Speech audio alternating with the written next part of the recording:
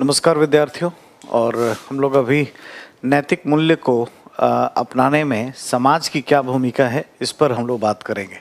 नैतिक मूल्य को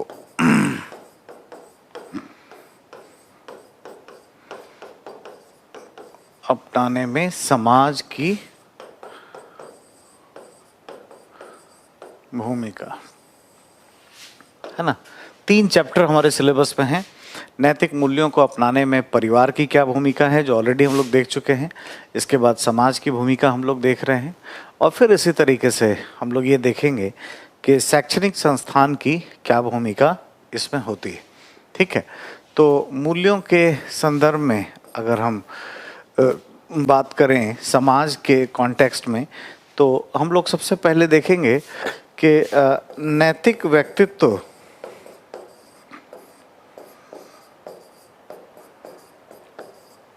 का निर्माण जो है समाज के द्वारा होता है। कैसे होता है और क्या इसमें पहलू हैं, ये सब हम लोग देखेंगे। दूसरा, हमें ये जानना है कि सामाजिकरण या सोशलाइजेशन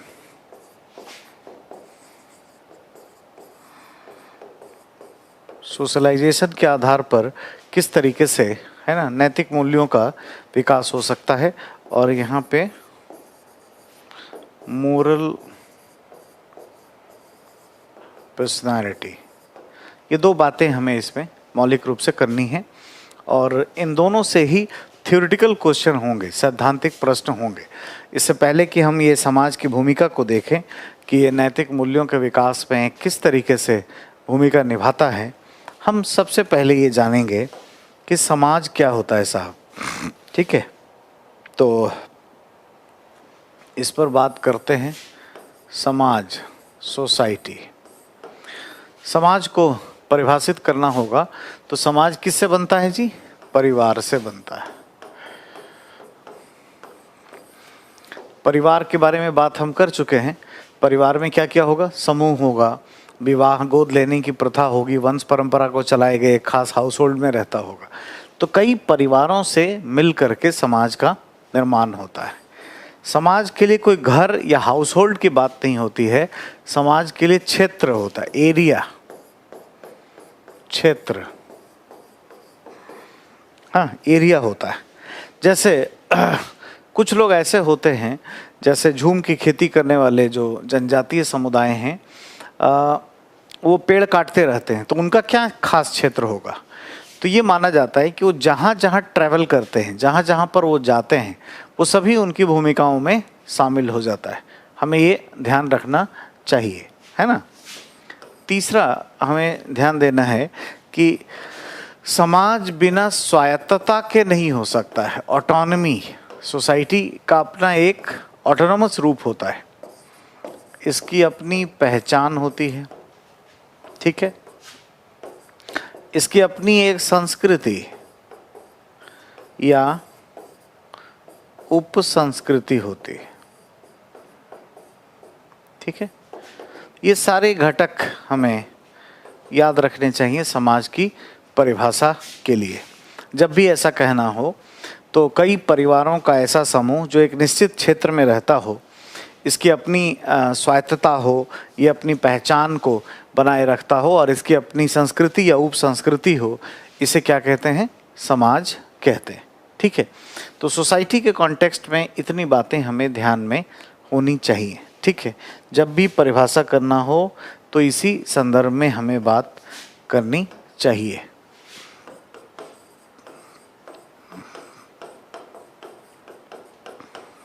कई परिवारों का ऐसा समूह जो किसी विशिष्ट क्षेत्र में,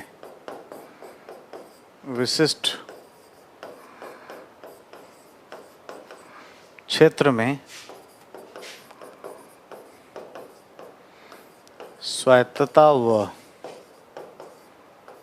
पहचान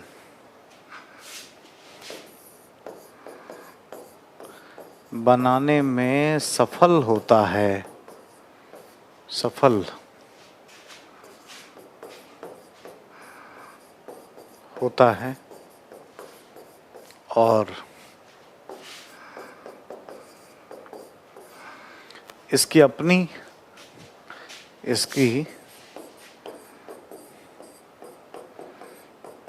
संस्कृति या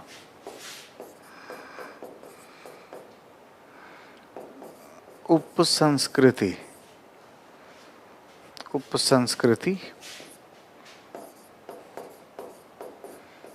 होती है।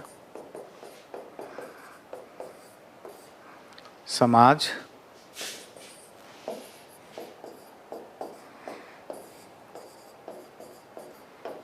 कहलाता है। ठीक है, तो इसकी परिभाषा में ये सारे फैक्टर्स ध्यान रखेंगे कि कई परिवार से मिलकर के बनेगा, इसका स्पेसिफिक एरिया होगा, ये अपनी स्वायत्ता को रखता है, आइडेंटिटी बनाए रखता है और इसकी अपनी संस्कृति या उपसंस्कृति होती है।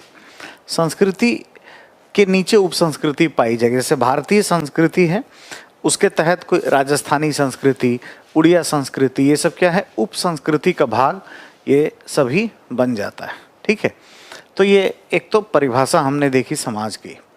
अब हमें चूंकि ये देखना है कि ये किस तरीके से मूल्यों का विकास करता है, तो मोरल पर्सनालिटी के विकास समाज से कैसे होते हैं, हाँ ये हम देखेंगे। यहाँ पर मोरल वैल्यूज़ की भूमिका है और इसी कॉन्टेक्स्ट में मोरल वैल्यूज़ का विकास जो है ये होता है, ये हमें देखना और जानना है। तो आइए इस पर बात करते हैं आगे। ठीक है, मोरल पर्सनालिटी, नैतिक व्यक्तित्व। ठीक है, इसमें एक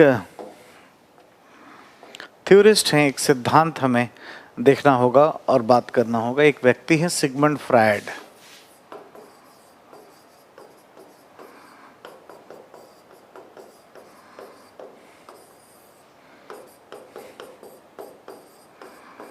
सिगमंड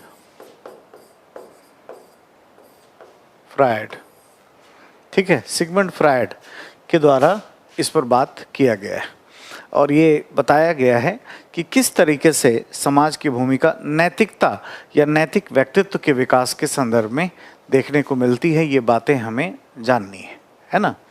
तो सबसे पहले इन्होंने मस्तिष्क के बारे में बताया ना। मस्तिष्क में 3 तरह के भाग इसके होते हैं। एक तो चेतन मस्तिष्क, दूसरा है अवचेतन और अचेतन। ठीक है, जो ये चेतन मस्तिष्क है ये क्या है, ये एकदम वर्तमान है। ठीक है, और जो अवचेतन है, सब कॉन्शियस है, ये थोड़ा पास्ट है, नज़दीक का है ना, भूत है, नज़दीक का भूतकाल। और अचेतन मस्तिष्क में पास्ट की चीज़ें जो हैं वो होती हैं, भूतकाल की स्मृतियाँ इसमें पाई जाती हैं, है ना। तो ये 3 तरह के मस्तिष्क के भाग होते हैं। अब इसमें इसकी जो भूमिका है, इन दोनों की भूमिका बड़ी महत्वपूर्ण होती है ना। और इसमें इन्होंने कहा कि ये जो इड है, इड ये अच्छा बुरा नहीं देखता है। इड का संबंध जो कि अवचेतन, सब कॉन्शियस और अनकॉन्शियस माइंड से है, ये क्या है, अच्छा बुरा नहीं देखता। इसका जो संबंध है ये प्लेजर से है,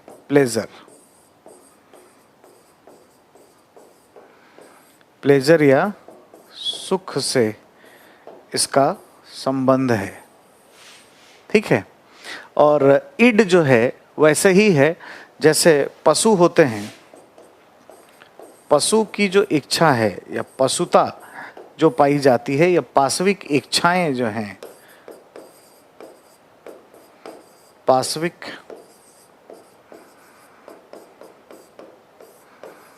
इच्छाएं इससे संबंधित होती हैं।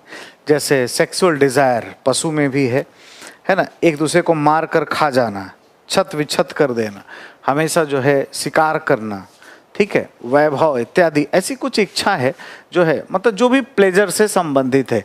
इस प्लेजर का जो संबंध है ये भौतिक सुख से है, भौतिक सुख की बात इसमें की जाती है ना। तो प्लेजर जो है जो पशुओं में पाया जाता है वैसा ही है ना मनुष्य में भी है, जो उसके इड का भाग है, इड में देखने को मिलता है। ठीक, अब इस वजह से मनुष्य कोई भी अनैतिक कर्म कर सकता है, किसी के साथ सेक्सुअली इंडल्ज हो सकता है, हत्या कर सकता है, वैभव के लिए दूसरे को लूट सकता है, इत्यादि इत्यादि ऐसी चुनौतियां या समस्याएं इसमें पाई जाती। फिर यहाँ पर समाज की भूमिका देखने को मिलती है, और समाज व्यक्ति को है ना ये सभी जो पशुता या पाशविक इच्छाएं हैं इसको कंट्रोल करने में सहायता प्रदान करता है। ये कैसे होता है इसको हम लोग देखेंगे। तो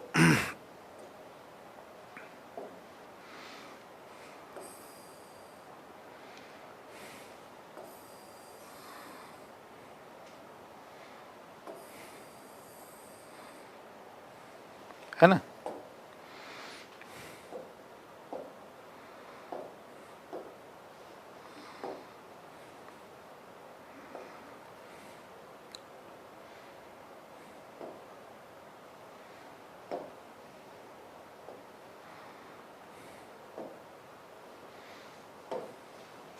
ठीक है।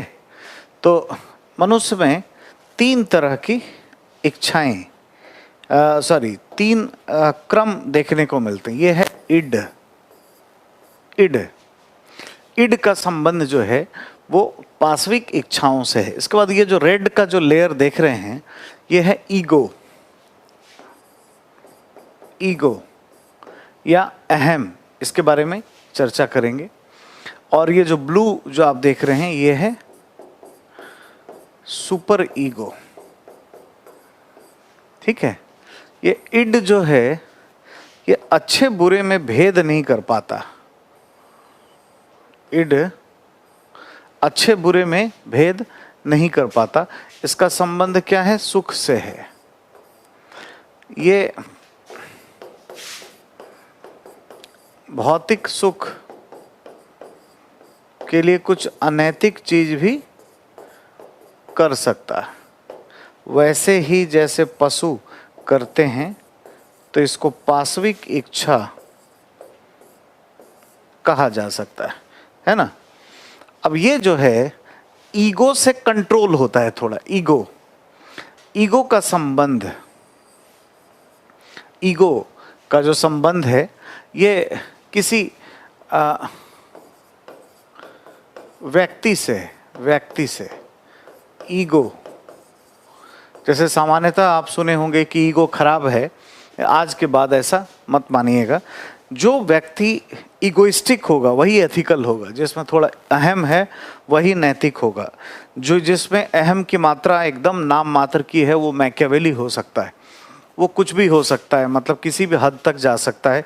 उसे डरना चाहिए, उससे दूर रहना चाहिए, जो बहुत ही कनिंग नेचर का हो या थोड़ा भी ईगो ना दर्शाए, है ना। कभी भी जरूरत पड़ेगा तो गला काट लेगा, ठीक है।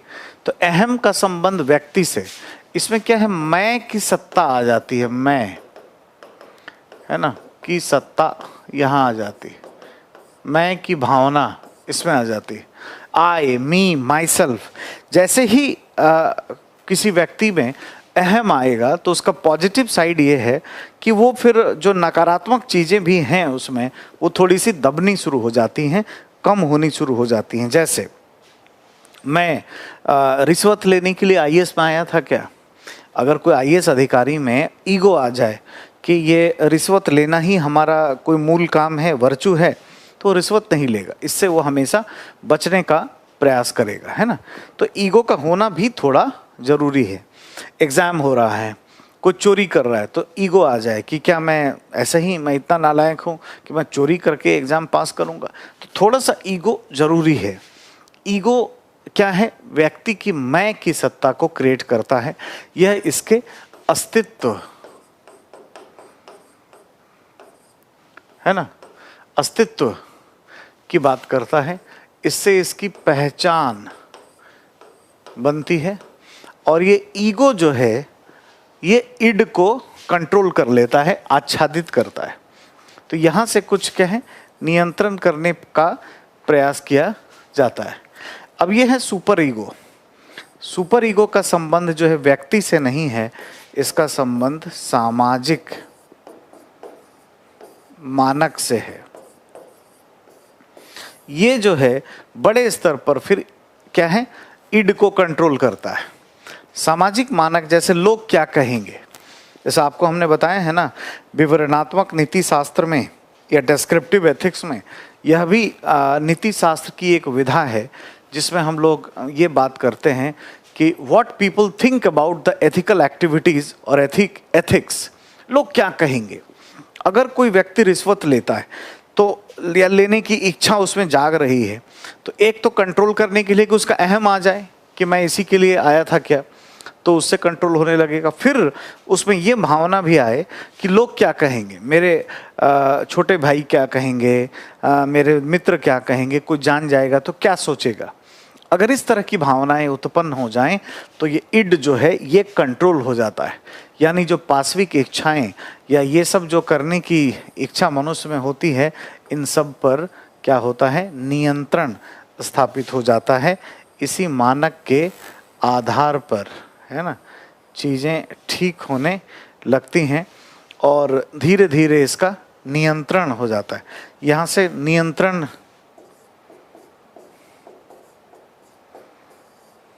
है ना, कंट्रोल किया जाता है।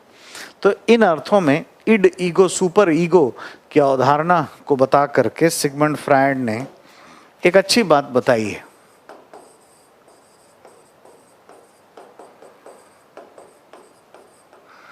ये बताया कि मनुष्य पशुता से नैतिकता का विकास कैसे करता है, उसके व्यक्तित्व में सुधार कैसे होता है ना। तो हमने ये देखा कि हमारे व्यक्तित्व में नैतिक व्यक्तित्व का निर्माण इसी तरीके से होता है। हम इड को अपने ईगो से कंट्रोल करते हैं और फाइनली सुपर ईगो से इसे पूरे तरीके से नियंत्रण स्थापित कर लेते हैं। तो ये कुछ तरीका है जिससे हमने ये देखा कि जो हमारा व्यक्तित्व है ये पशु के जैसा नहीं होता और हम एथिकल एक्टिविटी पर चलने लगते हैं, उस पर कार्य हम करते हैं। ठीक है, इसके बाद सामाजिकरण पे हम लोग बात करेंगे। हमने आपको बताया था दो चीज़ों पर। तो एक तो हमने देखा ये नैतिक व्यक्तित्व का विकास कैसे होता है, फिर हम लोग देखेंगे सोशलाइजेशन पर, है ना, सामाजिकरण की हम लोग बात करेंगे।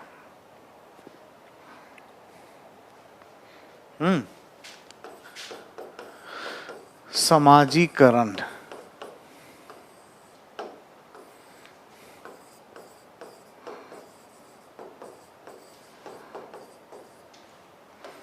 सामाजिकरण क्या होता है? ये एक ऐसी प्रक्रिया है, सामाजिकरण एक प्रक्रिया है, इट्स ए प्रोसेस, जिसमें व्यक्ति को, इंडिविजुअल को एक तरीके से सामाजिक मान्यता और सामाजिक वैधता, है ना, प्रदान किया जाता है। सामाजिकरण एक ऐसी प्रक्रिया है जिसमें एक व्यक्ति के व्यक्तिकता को या उसके व्यक्तिक आचरण को सामाजिकता में तब्दील करने का प्रयास किया जाता है। कोई भी आचरण या व्यवहार या कंडक्ट सामाजिक रूप से सही है या नहीं, ये सोशलाइजेशन के द्वारा ही तय होता है। सोशलाइजेशन से किसी व्यक्ति के आचरण या व्यवहार में सामाजिकता को लाया जाता है और आप जानते हैं कि नैतिकता की जो परिभाषा आप देखे हो उसमें सामाजिकता या सोशलाइजेशन का बड़ा महत्व है ना। और हम लोगों ने ये बात किया हुआ है कि एग्जैक्टली जो नैतिकता है उसकी परिभाषा हमने क्या देखा है। किसी व्यक्ति के आचरण में सही और गलत का निर्धारण सामाजिक मानकों से बनने वाले सिद्धांत के आधार पर जब प्रस्तुत किया जाता है तो उसे नैतिकता कहते हैं। तो सोशलाइजेशन के माध्यम से क्या है, सामाजिक एक मानकों का एक आवरण किसी व्यक्ति के सराउंडिंग्स में खड़ा किया जाता है। ये पॉइंट इम्पॉर्टेंट है। ये किसी व्यक्ति का एक अपना निजी जीवन है, इसमें क्या है, सोशलाइजेशन के माध्यम से हम एक सामाजिक रूप से, है ना, एक वातावरण का निर्माण करते हैं। इसके पास सामाजिक वातावरण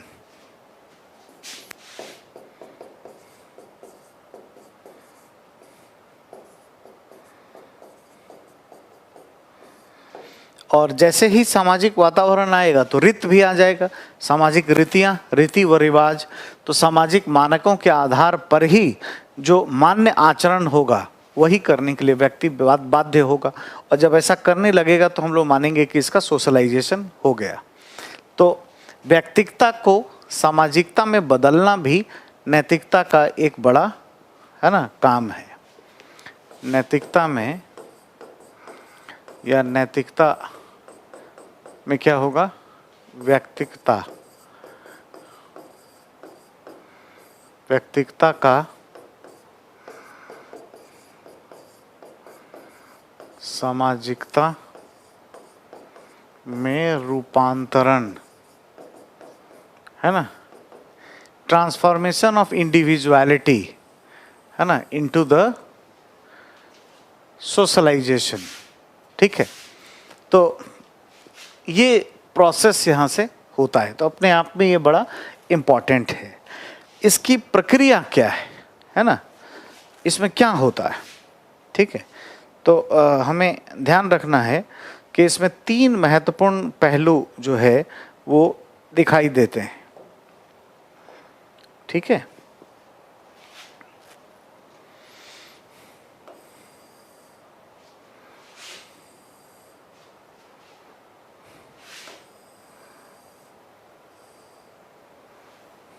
है ना।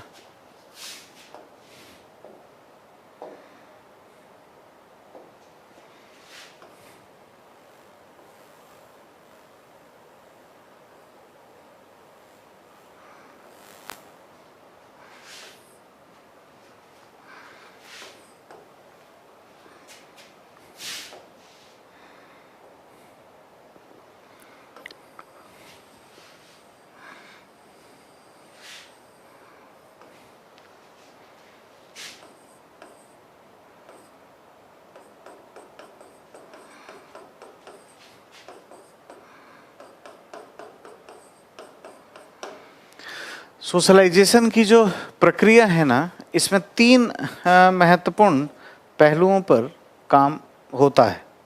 ठीक है, और 3 पहलू में जो हम देखेंगे,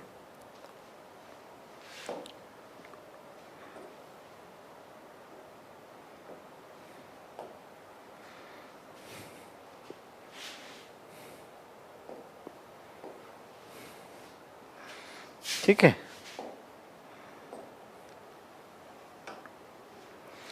सबसे पहले जो है सोशलाइजेशन के लिए जो रिक्वायर्ड है दैट इज इमिटेशन।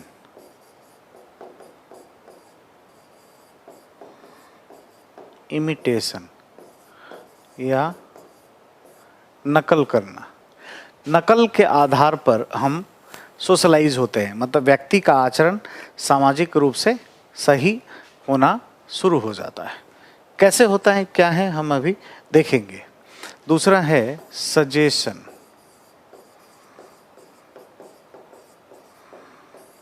या सुझाव, समाज में सुझाव भी बहुत मिलता रहता है और इसके आधार पर भी चेंजेस आता है। और तीसरा है कंपटीशन।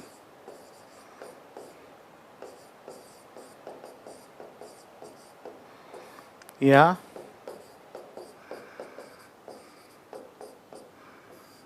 प्रतिस्पर्धा। ये तीन बात हमें ध्यान में रखना चाहिए और हम इन्हीं तीनों से, है ना, मूल्यों को अपनाते हैं या सीखते रहते हैं। ठीक है। नकल करने से कैसे होगा? मनुष्य का जो व्यवहार है वह नकल पर आधारित होता है ना। हम जो सीखते हैं, सीखना, लर्निंग, ये भी नकल पर आधारित होता है। लर्निंग आपको पढ़ना नहीं है, लेकिन एक होता है इमिटेटिव लर्निंग, हम देख करके सीखते हैं। पिता से बच्चे सीखते हैं, टीचर से स्टूडेंट सीखते हैं, या जो मॉडल हैं समाज में जो आगे बढ़ गए हैं उनका नकल करके हम शिक्षा प्राप्त करते रहते हैं, अधिगम हम करते हैं। हमारी जो अभिवृत्ति है, एटीट्यूड, ये भी क्या है? नकल पर आधारित है। तो सामाजिकरण कैसे होगा, है ना? जो संस्थाएं हैं समाज की, क्या क्या संस्थाएं हैं? जैसे परिवार हो गया, ये है, मित्र मंडली हो गया,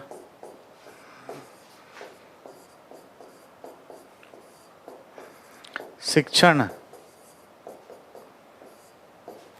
के संस्थान हो गया, या और कोई समूह है किसी भी तरह का, ये सब क्या है? परिवार के समाज के घटक हैं। सभी क्या हैं? समाज के घटक।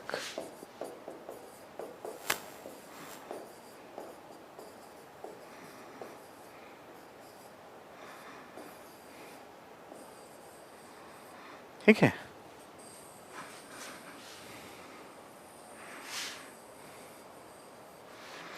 इनसे जो है हम लर्न करते हैं। ठीक है। जैसे परिवार में नकल करते हैं, पिता से, माता से बच्चे नकल करते हैं। तो अच्छे आचरण, नैतिक मूल्य हम पिता से सीखते हैं। पिता अगर बड़े का इज्जत कर रहे हैं तो हम भी सीखते हैं, हम भी उसका नकल करते हैं। माता अगर सबका ध्यान रखती हैं तो हम भी सीखते हैं कि सबका रिस्पेक्ट करना चाहिए, सबका आदर करना चाहिए। वो अगर संवेदना रखती हैं तो हम लोग भी संवेदना को लर्न कर रहे होते हैं। इस तरीके से लर्निंग प्रोसेस से, व्यवहार को नकल करने से या एटीट्यूड के आधार पर इमिटेशन से एक तो सोशलाइजेशन होना शुरू हो जाता है। दूसरा, समाज से सुझाव बहुत मिलता है। और सुझाव किस लिए मिलेगा? नैतिक आचरण के लिए। ठीक है। नैतिक मूल्य के लिए मिलता है। नैतिक मूल्य कुछ अच्छा करने के लिए, कुछ बड़ा करने के लिए। जब भी आप नहा धो के निकलोगे, कुछ फुसफुस कंपनी करके, बगल से एक अंकल मुस्कुरा रहे होंगे, बेटा कुछ पढ़ लो, कुछ और भी देख लो, कुछ कर लो। तो क्या है, सोसाइटी बड़ा सजेस्टिव नेचर का है, सुझाव बहुत देता है। और भारत में तो वैसे भी बिना मांगे सुझाव मिलता रहता है। तो सुझाव देते देते हम क्या करते हैं, कुछ अच्छी चीज़ें सिखा देते हैं। तो सजेशन से भी सोशलाइजेशन व्यक्ति का हो जाता है, यानी व्यक्तिकता सामाजिकता में तब्दील हो जाती है। उसके बाद है कंपटीशन, प्रतिस्पर्धा।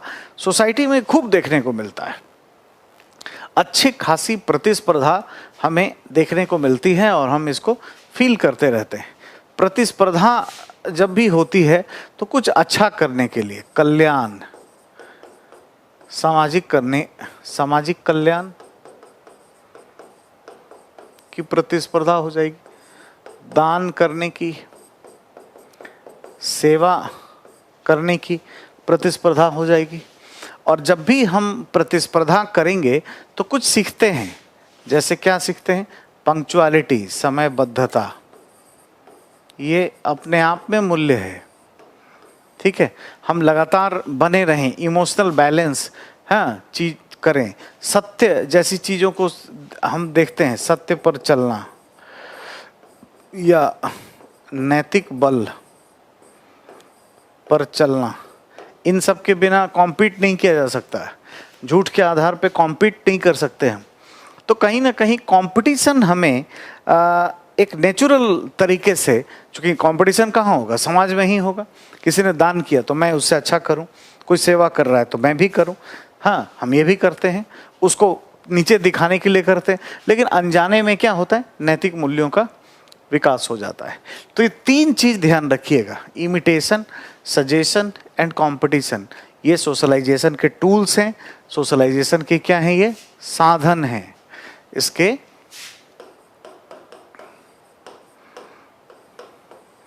साधन हैं। और इसी के आधार पर समाज जो है लोगों के नैतिक मूल्यों में बदलाव करता रहता है, और इस तरीके से नैतिकता का विकास पूरे तरीके से देखने को मिलता है। करेक्ट, ये ध्यान रखिएगा, है ना। यहाँ से सवाल हो सकता है, और ये तमाम बातें इसके लिए ज़रूरी है। हमने आपको सबसे पहले बताया सोसाइटी के बारे में, इसकी परिभाषा हमने देखा, नैतिक व्यक्तित्व के लिए देखा, ईडी ईगो सुपर ईगो की अवधारणा, यहाँ से सवाल हो सकते हैं। और सोशलाइजेशन पर अलग से प्रश्न पूछा जा सकता है। अब तक सवाल पूछा नहीं गया है, इसलिए ये बड़ा महत्वपूर्ण है। चलिए इस पर कुछ सवाल लिख दीजिए। ठीक है। समाज में मानव का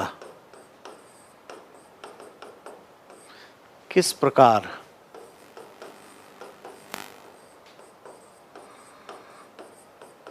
व्यक्तित्व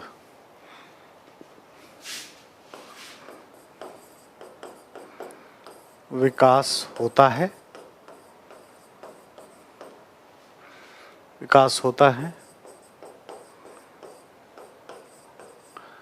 और वह है ना नैतिक व्यक्तित्व, मोरल पर्सनालिटी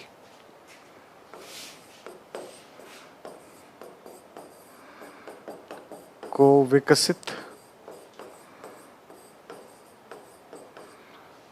करने में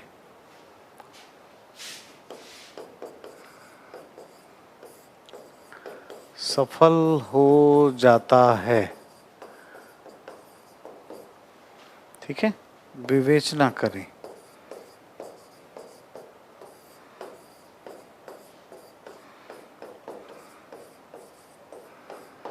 ये एक प्रश्न है जो पूछा जा सकता है। एक दूसरा सवाल है ना, सामाजिकरण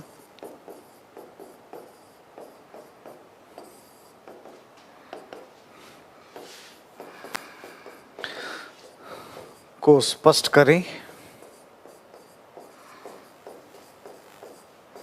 और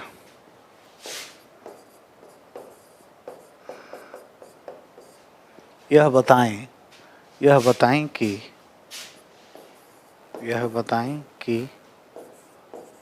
वह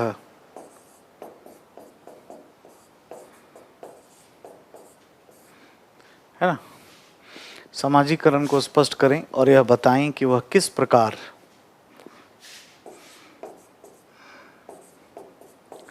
नैतिक मूल्य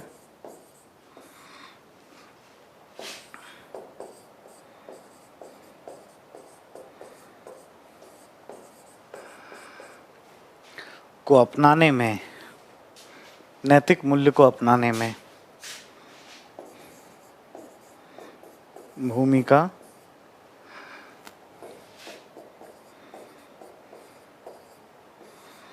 संपादन